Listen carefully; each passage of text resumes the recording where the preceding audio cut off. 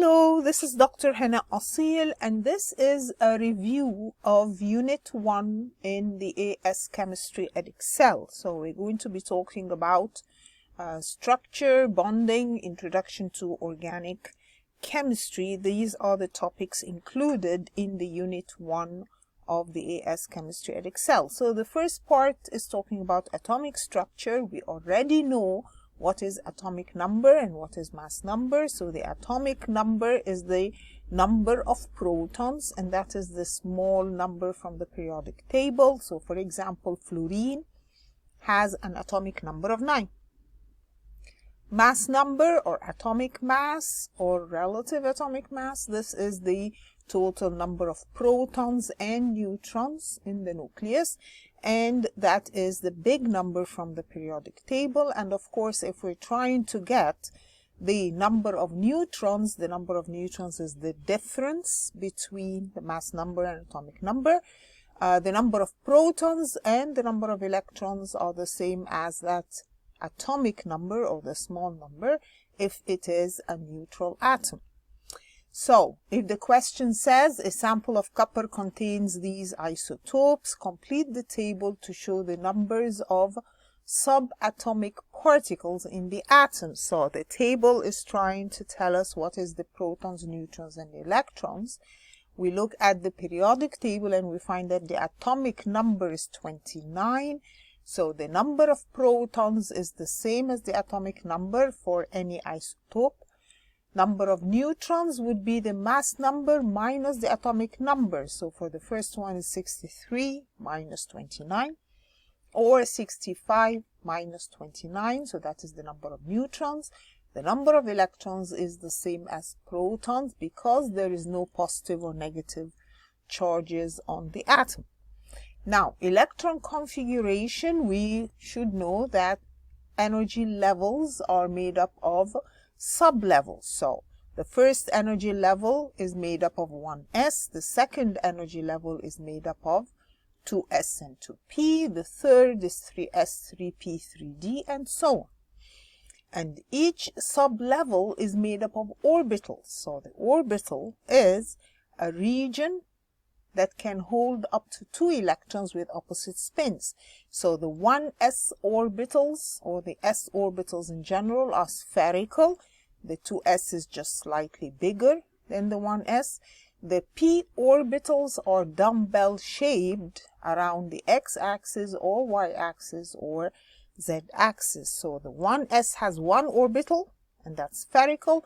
The p sublevel has 3 orbitals. Each of them can take up to 2 electrons. So the s can take a total of 2. The p, because we have 3 orbitals, can take up a total of 6. The d has 5 orbitals, so it can take up to 10. And if we're in the f sublevel, then there are 7 orbitals, and the total number of electrons it can take would be 14. So, if we say what is meant by the term orbital, it's the region within an atom where there is a high probability of finding an electron. State the shape of s orbital and the shape of p orbital. What was the shape of the s? The shape of the s is spherical, and the shape of the p is dumbbell shaped. Okay, to distribute electrons, we distribute them first in the 1s, and then the 2s, and then 2p and 3s, and so on. This is how we go from lower energy level to higher energy level. So the lower energy level is filled first. So we fill the 1s and then the 2s. And then if we still have electrons, we go into the 2p, and then the 3s, and then the 3p. Remember that when we finish all the electrons that go into the 3p and we still have more electrons, we go to the 4s, because the 4s has lower energy than the 3d, and then we fill the 3d and go up to 4p and so on. So this is how we distribute the electrons, for example, for bromine that has 35 electrons. So 1s2, 2s2, 2p6, 3s2, 3p6, 4s2, 3d10, and then I am left with 5 electrons. They go into the 4p. The 4p can take up to 6, but I have only 5, so that's what goes into the 4p. Now, within an orbital, electrons must have opposite spins to counteract the repulsion between their negative charges, and no electron pairing takes place until each orbital contains 1 electron. So, for example, I have boron is 5, so I have to fill the 1s first, and then the 2s. I'm left with 1, it would go into one of the 2p orbitals. Remember that an arrow alone will point up, that is showing 1 unpaired electron with a certain spin. If I have 2 electrons together, they have to have opposite spins, so one arrow goes up and the other goes down.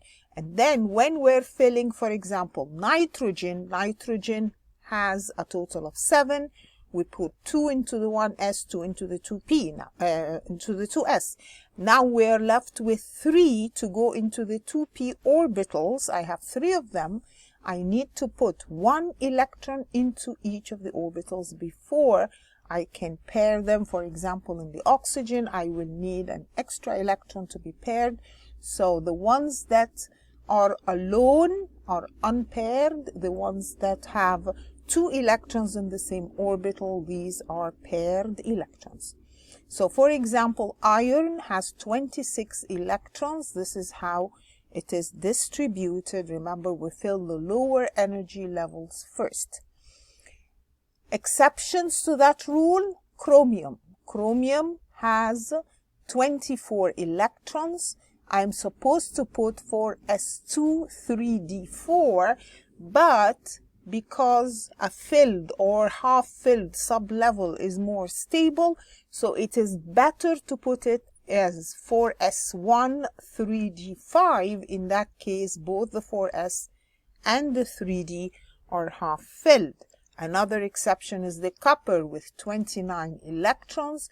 It's supposed to be 4s2, 3d9 if we follow that rule, the previous rule, but because 3d9 needs just 1 more electron to be completely filled, then we take that from the 4s, so it's actually 4s1, 3d10.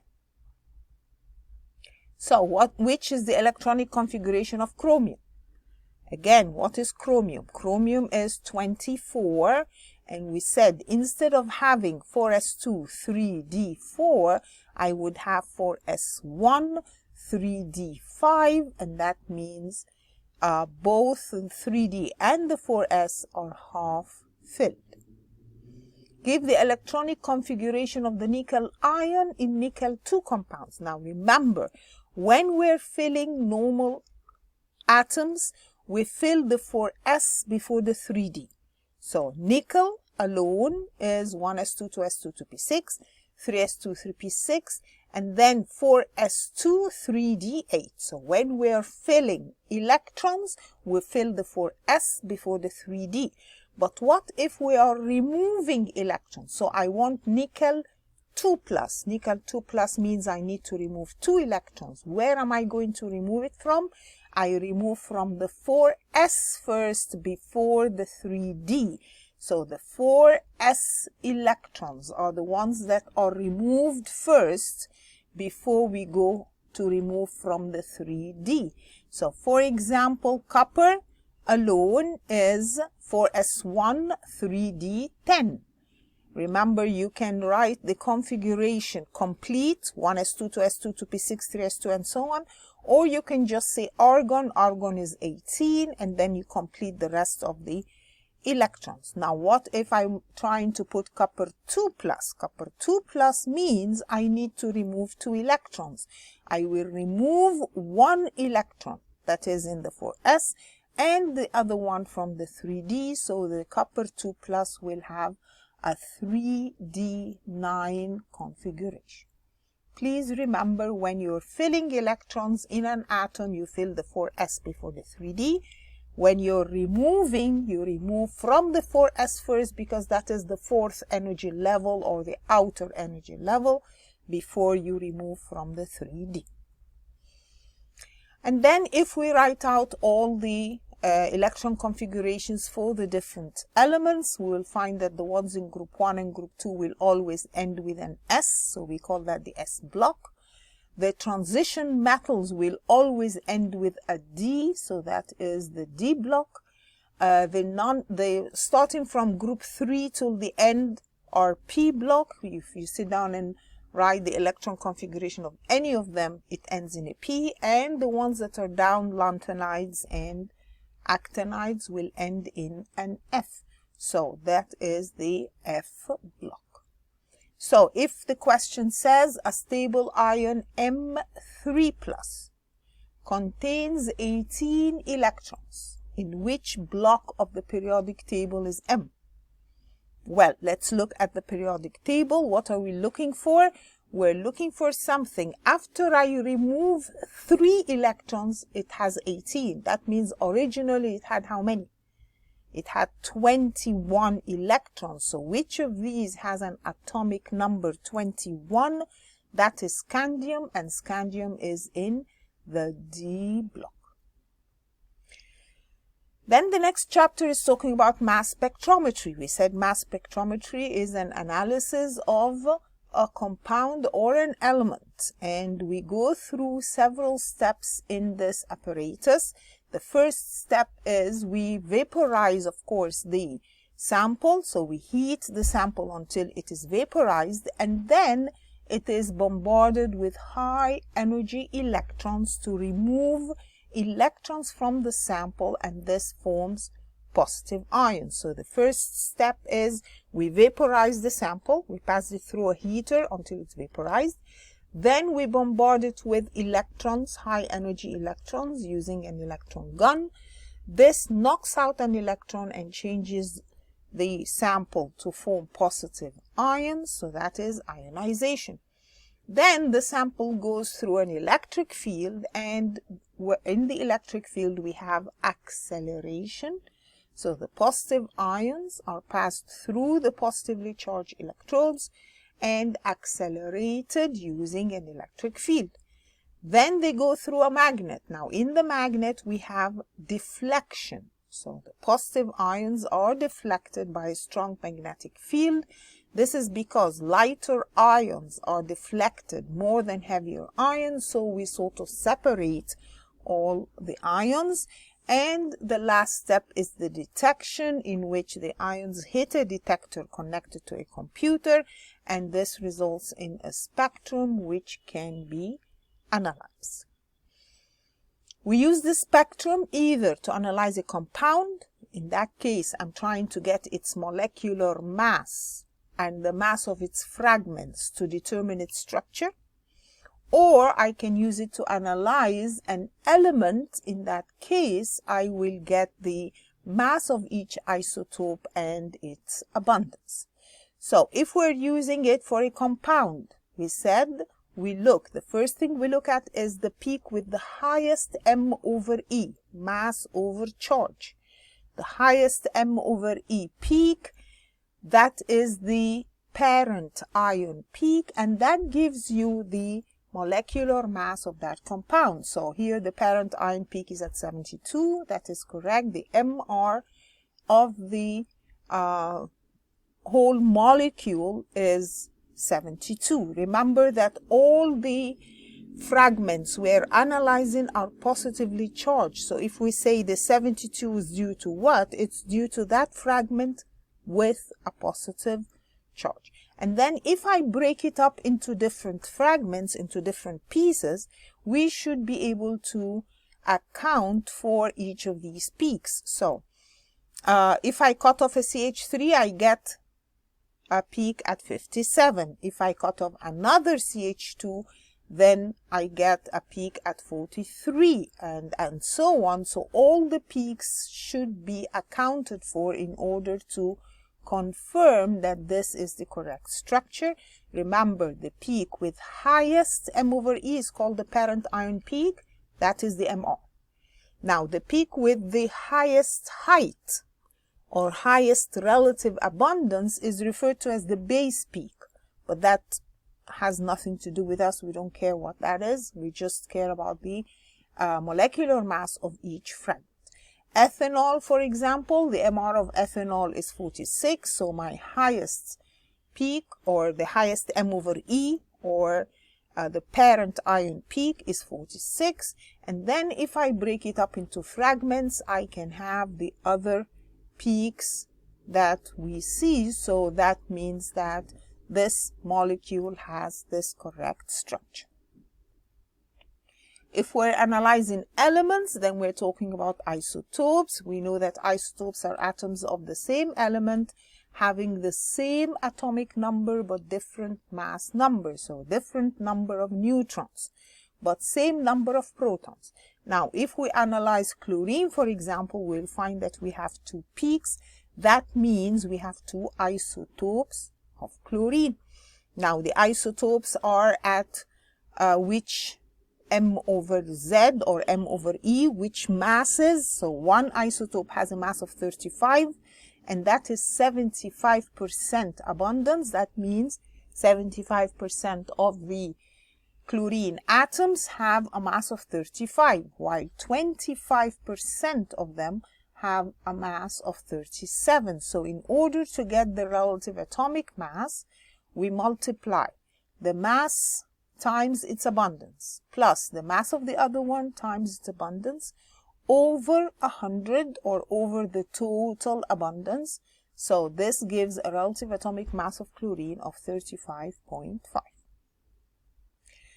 So if we're given a table and we're asked to get the relative atomic mass, then we just say the mass times its abundance plus the mass of the other one times its abundance, and so on.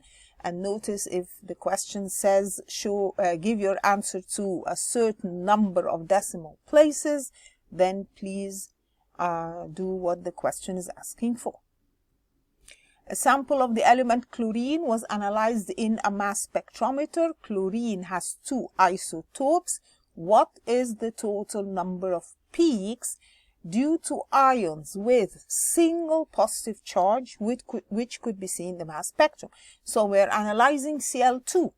So I'm going to have peaks for, if the Cl2 breaks up into two, then I will have a peak for 35 and a peak for 37. And if I'm talking about the molecule as a whole, then either both of them are 35 or both are 37, or one of them is 35 and the other is 37. So these are all the different choices. That means I have a total of 5 peaks. Sometimes we're asked a sample of the molecule of Cl2. If he's specifying that he wants only the molecule, then I have only the 3 peaks on the right. But in general, the molecule can break up into atoms. So this is for the molecule, and for the atoms we have a total of 5 peaks. Iodine exists in one isotope with mass number 127. Chlorine exists as 2 isotopes with mass numbers 35 and 37. How many molecular ion peaks, so we're looking for the ICl3, are there in the mass spectrum of ICl3? So we're looking only for the peaks due to I and 3 chlorines. Now the 3 chlorines can either be all of them 35, or 2 of them 35 and the other is 37, or 2 of them 37 and the other is 35, or all of them are 37. So these are the 4 choices that we could have. Okay, notice that inside the mass spectrometer, the ions are passing through a vacuum. Inside the mass spectrometer must be a vacuum, not air particles, because presence of the air particles would collide with the ions and deflect it from its normal path. So this will result in extra peaks in the spectrum that are not correct. Remember, in the spectrometer, in the mass spectrometer, lighter ions are deflected more than heavier ions. So if I have a isotope of 35, this would be deflected more than an isotope of 37. That is, assuming that both of them have 1 charge. But if we have 2 charges, remember that And O2 plus means it will have an M over E 16 over 2. So 16 over 2, that's 8. While something that has one charge, 16 over 1, that's 16. So the one that has 2 plus will be deflected more than the one that has 1 plus. So if the question says 4 ions are present in a stream of ions in a mass spectrometer, the paths of these ions are shown. Which of these ions would follow path 1? Where is path 1? Path 1 is the one that is most deflected. And we said most deflected means it has lower mass. So which of these would have lower mass? Well, lighter ions are deflected more than heavier ions. Now, which one are lighter? For that first one, M over E is 54 over 1.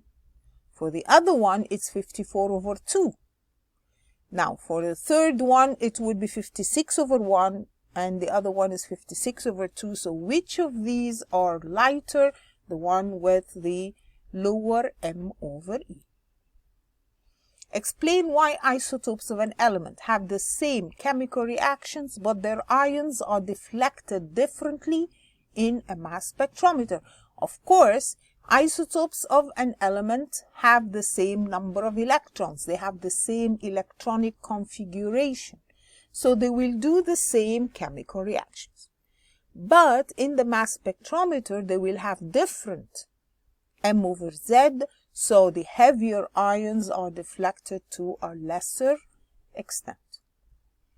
Uses of mass spectrometry, you can mention radioactive dating or analysis of material from space, or we usually say the one about drug testing to detect the use of steroids in sports.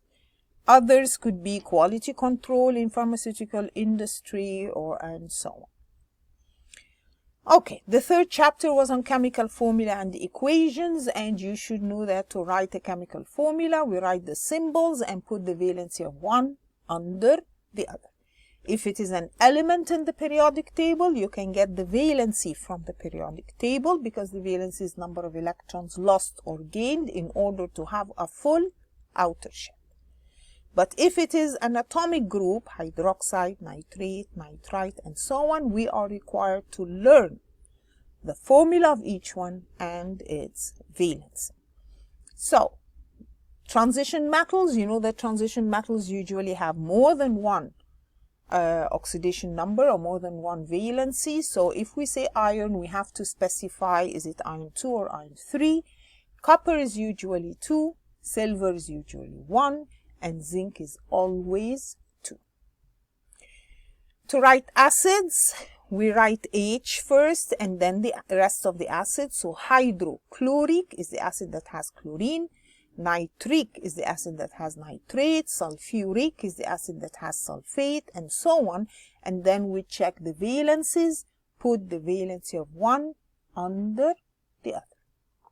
If we say monoxide, dioxide, trioxide, tetrachloride, this shows how many we should put of each of that and ignore the valencies. So nitrogen monoxide is nitrogen with 1 oxygen, nitrogen dioxide, nitrogen with 2 oxygens, sulfur trioxide will be sulfur with 3 oxygens, carbon tetrachloride is carbon with 4 chlorines, and you ignore the valencies because these are exceptions to the rule of put the valency of one under the other.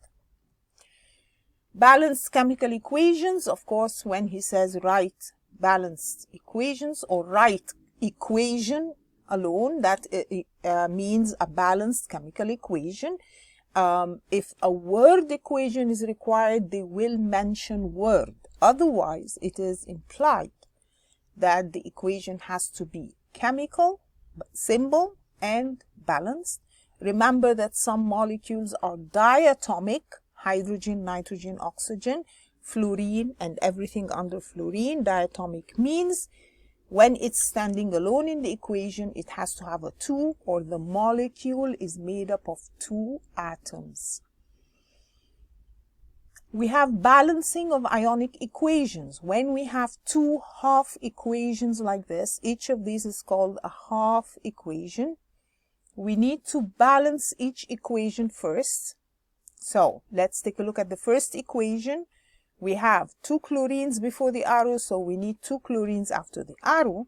But that means that after the arrow I have two negatives, so I need two negatives before the arrow. So this is balanced. Now the second one, already I have one iron before the arrow, one iron before after the arrow. 2 plus before the arrow. After the arrow I have 3 plus. Minus 1, that's 2 plus. So that second equation is balanced. But the next step we need to do is we need to multiply by something so that the number of electrons in both equations are the same. So if the first equation has 2 electrons, I need to multiply the second with 2 all through so that I end up with 2 electrons also. We cancel the electrons before and after the arrow, and we write up everything before the arrow and everything after the arrow. So this is balancing of ionic equations. So if we have this, balance the first equation. Manganese is 1 before the arrow, 1 after the arrow. The oxygen is 4 before the arrow, so I need 4 after the arrow. That means now I have 8 hydrogens after the arrow. I put 8 before the arrow. Then I need to balance the charges. So after the arrow, I have 2 plus. That means I want a total before the arrow of 2 plus. I already have 1 minus on the manganate, 8 positives on the hydrogen. So what should I do to the negative electrons to make it overall 2 plus? If I do it 5, that means now I have 2 plus overall before the arrow and 2 plus after the arrow. Now to balance the second equation, 2 hydrogens give 2 hydrogens.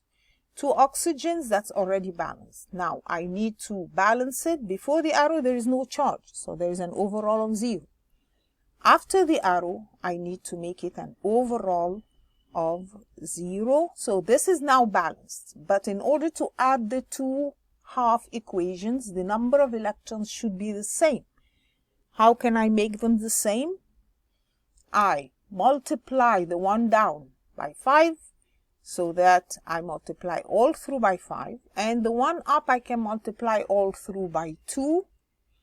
And that means now I have 10 electrons before the arrow, 10 electrons after the arrow, and I add up whatever is before and after the arrow. If I have the same thing before and after the arrow, for example, I have 16H plus on top and 10H plus after the arrow below, that if I cancel them, that leaves me with 6H plus before the arrow, and everything else comes down as it is. Okay, chemical calculations.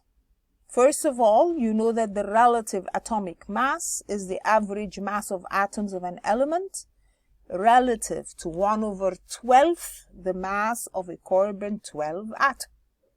So, to determine the relative molecular mass, or the mass of 1 mole, or what we call molecular mass, which is MR, we write the formula. So if I'm trying to get the MR of barium nitrate is like this. So we add up barium plus I have 2 nitrogens plus I have 6 oxygens. Add all of these up, this gives me an MR of 261. Then you should know the difference between empirical formula and molecular formula. Empirical formula shows the simplest ratio between elements.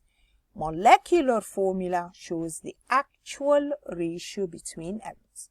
So if we're given percentages, so this is a compound that has 18.2% potassium, 59.4% iodine, and the rest is oxygen. That is the rest of the 100.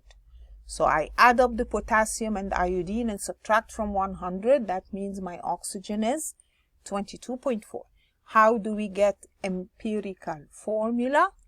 First, divide by the mass number of each one from the periodic table. That gives me certain numbers. Now I look at these numbers and divide by the smallest. And this gives me a ratio. That is the empirical formula. Please don't stop at the ratios. The empirical formula is KiO3. What if he's given me percentages and the molecular mass of the compound, and we're required to determine empirical and molecular formula? So from the percentages, again, divide by the mass number and then divide by the smallest. Remember, if it comes out as a fraction, you need to multiply through by something to make it into a whole number. So here it's 1 to 2.5. What can I multiply the 2.5 with in order to get a whole number? I can multiply by 2. So I multiply all through by 2, not just the 2.5. So it's 1 to 2.5. I multiply all through by 2. So it's actually 2 to 5. So my empirical formula is C2H5. How do we get molecular formula? To get the molecular formula, I get the MR of the empirical. I get the MR of what I just got. I got C2H5. Get the MR of that. Comes out to be 29. Now the question on top says that actually the molecular mass is 58, not 29. So the question is, 58 has how many 29s? Or 58 divided by 29 is 2. And that means that my actual molecular formula is twice of the empirical. So instead of C2H5, it is C4H10. Okay. Then you'll be required to calculate number of moles. If you're given mass, then you use number of moles is mass over molecular mass. Number of moles is mass over molecular mass. And that means if I'm required to get mass, the mass is number of moles times MR. Now, if we're talking about gases, and please remember this equation is for room temperature and pressure. So at room temperature and pressure, or the question would say at RTP, number of moles of a gas is the volume over 24. And remember, the volume has to be in decimeter cubed. So if we are given in centimeter cubed, what do? Divide by 1,000. Now, what if I want the volume? So from this equation, the volume is number of moles times 24. What if we have a solution? Now, for solutions, number of moles is concentration times volume. Again, the volume has to be in decimeter cubed. So, if we are required to get, for example, concentration, then the concentration is number of moles over the volume. Please remember these three basic equations. So, if the question says, for example, how many moles of ions are present in 30 centimeter cubed of 0.025 mole per decimeter cubed. Of course, we said the one that says mole per decimeter cubed, that's your concentration. And the one in centimeter cubed or decimeter cubed, that's the volume. So I'm given concentration and volume, I can get the number of moles. But we are required to get the number of moles of ions. And you should remember barium hydroxide. If it ionizes, it gives barium 2 plus and 2 OH minus. That means each mole of barium hydroxide gives a total of 3 moles of ions. So if we calculate the number of moles of barium hydroxide, concentration times volume, again if the volume is in centimeter cubed, you divide by 1,000. That gives me the number of moles of barium hydroxide, but the question is asking for how many moles of ions. So we need to multiply that by 3 because each mole of barium hydroxide gives 3 ions. So this is the number of moles of ions. So we said if we're talking about volume of gases at room temperature and pressure, I can use number of moles as volume over 24. But if we are given different temperatures, different pressure, different volume. We're not talking about room temperature and pressure. We're not talking about 1 atmosphere and 0 degrees Celsius, which is 298 Kelvin. Then I need to use the ideal gas law. PV is equal to nRT. N is the number of moles, P is the pressure, V is the volume, R is a constant, and T is the temperature. Now, pressure has to be in Pascal. So, if we are given, for example, kilo Pascal, I multiply by 1,000. If we're given in atmospheres, then I have to multiply by 101,000 in order to change it to Pascal. Now, V, volume, has to be in meter cubed. And remember, if it is given in centimeter cubed, that means I have to divide by 10 to the 6. Temperature has to be in Kelvin. Usually it's given in degrees Celsius. That means I add 273 to change it to Kelvin. And R, of course, is a constant. It's 8.31. Usually it is given in the question. If not, it is in the data booklet. So if you forget that it's 8.31, you can take a look at the data booklet that is provided with the exam. So if we have PV is equal to nRT, we know that N is the number of moles, so that is the mass over molecular mass. So I can rearrange the equation to get molecular mass from this equation. Or sometimes we're given density. Density we know is mass over volume, so I can rearrange it again to get to use the density in order to get any of these that is not known. So a typical question is like a sample of compound X has a mass of this, vaporizes at this temperature and this pressure to produce a volume of this centimeter cubed. Calculate the molar mass. So we're trying to get MR.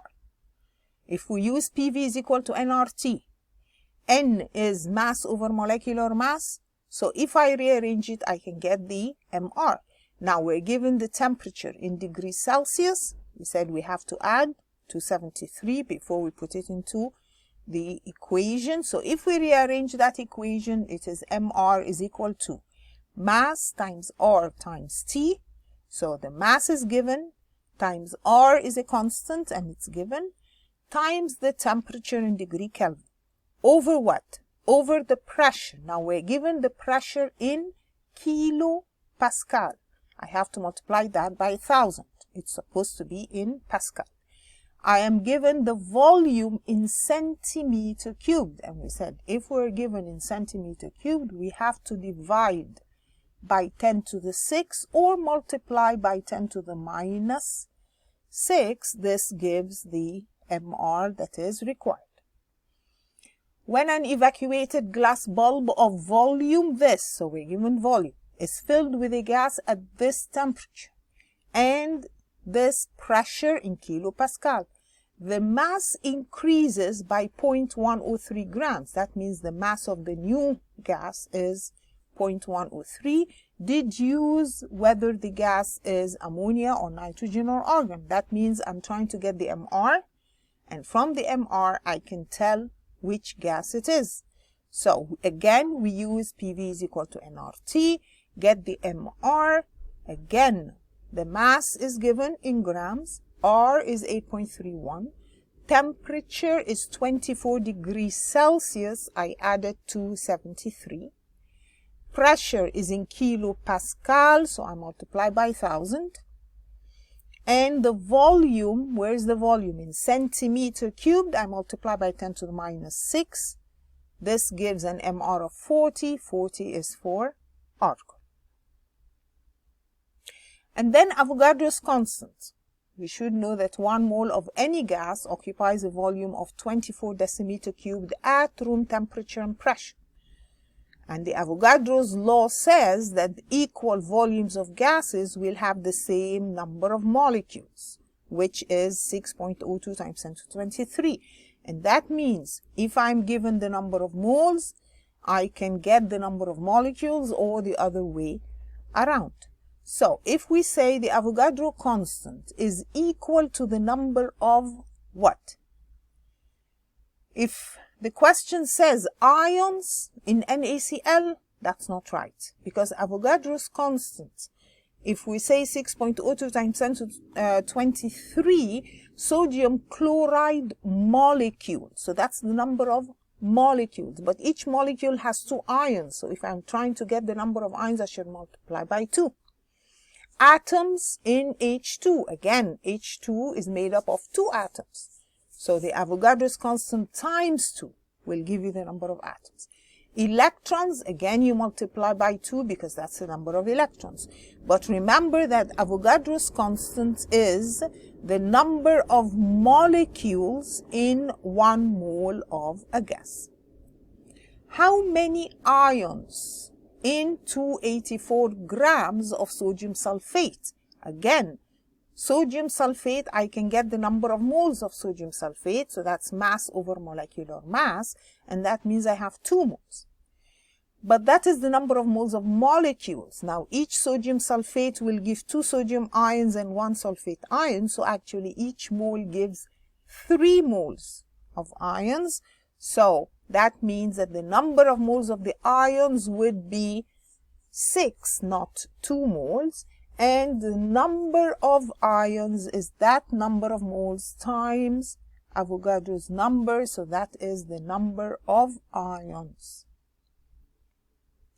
Percent purity is the mass of a pure substance over the mass of impure times 100. So if we say we have 5 grams, for example, of an impure substance, and then we calculate the mass, then the mass over the total mass of impure times 100 would be the percent purity. Percent yield is the actual yield over the theoretical yield, so that is times 100, that would give the percent yield. So for example, excess calcium carbonate was added to 100 centimeter cubed of 2 mole per decimeter cubed hydrochloric acid. The mass of calcium chloride crystals obtained was 10.4 grams. So this is the actual, when they did it in the lab, they got 10.4. We're given the molar mass of the crystals. What is the percent yield? Now, in order to get the percent yield, I have to calculate the theoretical yield. How much were we supposed to get? So we are using calcium carbonate and we're reacting it with HCl. Okay, we're given information about HCl, so I can calculate the number of moles of HCl, concentration times the volume. Again, remember the volume is in centimeter cubed, so I divided that by 1,000. That gives number of moles of HCl. Now the equation, if we write it, shows that the amount of HCl, or the number of moles of HCl, is twice calcium chloride. And that means if I have that number of moles of HCl, then the number of moles of calcium chloride is twice of that. And that means the mass that I should get is that number of moles times mR. So I'm supposed to get 14.7 grams. That's according to the calculation.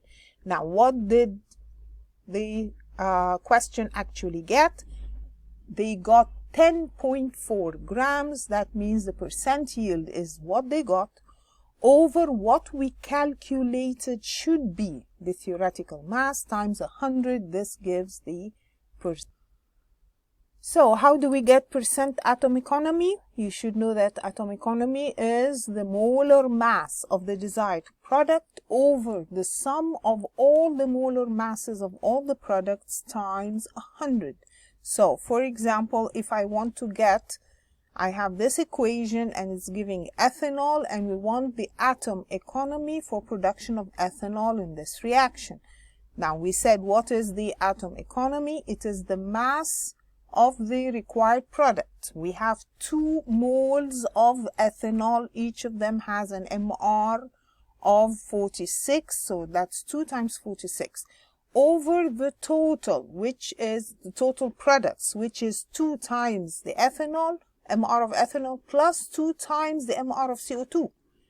Take into account the coefficients, and this comes out to an atom economy of 51.1%. Parts per million. How do we calculate parts per million? It's the mass in grams over the total mass of the solution in grams times 10 to the 6. So for example, we have a sample of gaseous mixture contains 2.19% carbon dioxide. What is the concentration in parts per million? So if it has 2.1%, that means in 100 grams there is 2.19 of CO2 times 10 to the 6 is the parts per million. So you calculate that, it comes out to 2.19 times 10 to the 4. Again, if we say a solution of lead nitrate has a concentration of 15 parts per million, so we're given the parts per million, what is the mass of the solid in 400 grams of the solution? So we have the mass, that's what we want, over the total is 400 grams of solution times 10 to the 6. This is equal to the parts per million, which were given. We can rearrange the equation and get what is the original mass of lead nitrate. If we have MgSO4 X water and we're trying to calculate what is X, usually he gives a table in which we have masses that we can use to get the mass of magnesium sulfate, for example. So if we calculate the MR of magnesium sulfate, this is just from the atomic masses, and then from the table I can get what was the mass of magnesium sulfate. The mass of magnesium sulfate was 2.91 after we removed all the water. The mass of the water lost was 2.59. So we divide by the MR of each of them, divide what we get by the smallest, and this is just like getting empirical formula. So this means we have magnesium sulfate 6 water. That is the end of this first part of the review. We will continue this review of Unit 1 part. So please continue to listen to these videos. Thank you.